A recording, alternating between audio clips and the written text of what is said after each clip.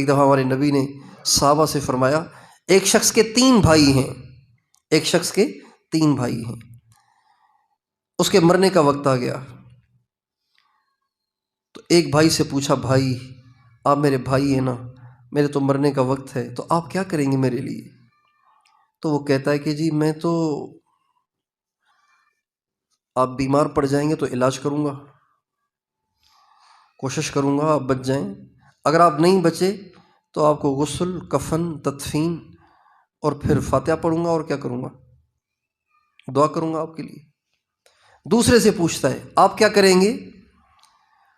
وہ کہتا ہے کہ جی میں تو، میرا اور تمہارا ساتھ تو بس دنیا کا ہے، میرا اور تمہارا ساتھ تو بس دنیا کا ہے، اگر آپ مر جائیں گے تو میں کسی اور کے پاس چلا جاؤں گا۔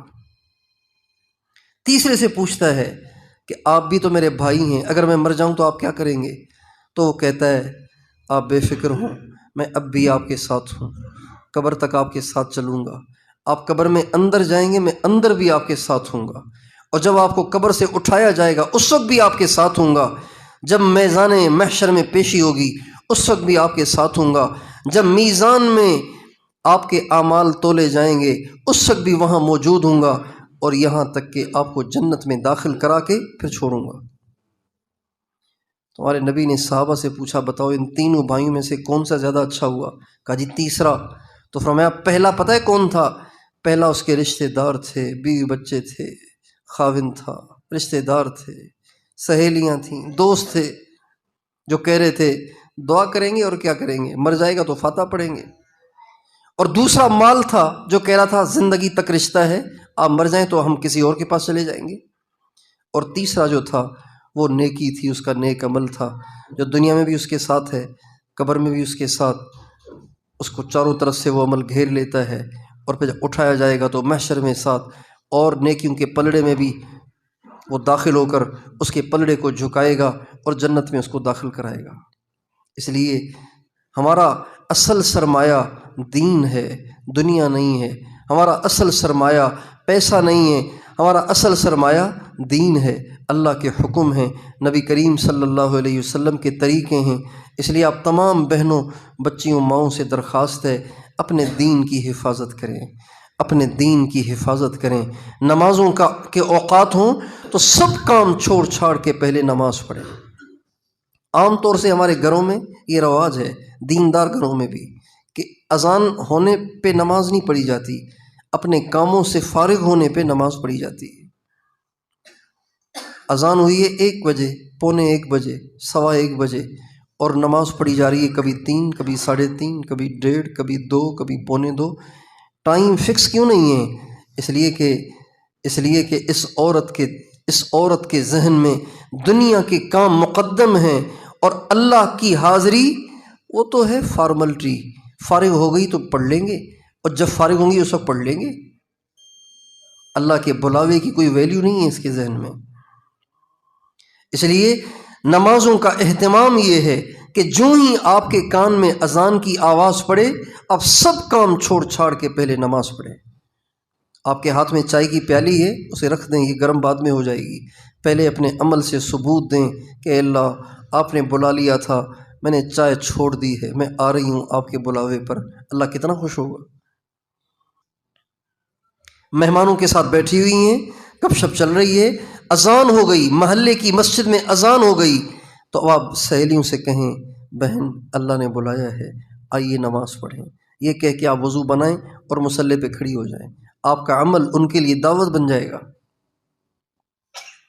ایسا نمازوں کا اہتمام ہو۔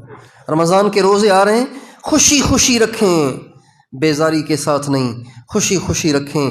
اللہ نے پیسہ دیا ہے، سونا دیا ہے، چاندی دی ہے، پیسہ دیا ہے، اس کی زکوٰۃ ادا کریں، 40واں حصہ نکالیں۔ جو 40واں حصہ نکال لیتا ہے اللہ تعالیٰ اس کے 39 حصوں کو اپنی حفظ و امان میں لے لیتا ہے۔ غیبت سے بچیں، اوروں کا مذاق اڑانے سے بچیں، اوروں کو دیکھ کر طنزیہ مسکرانے سے بچیں، اوروں کو حقیر جاننے سے بچیں، اور جیسی کرنی ویسی بھرنی سے بچیں۔ بلکہ حسن اخلاق اختیار کریں، مکافات سے بچیں، حسن اخلاق اختیار کریں۔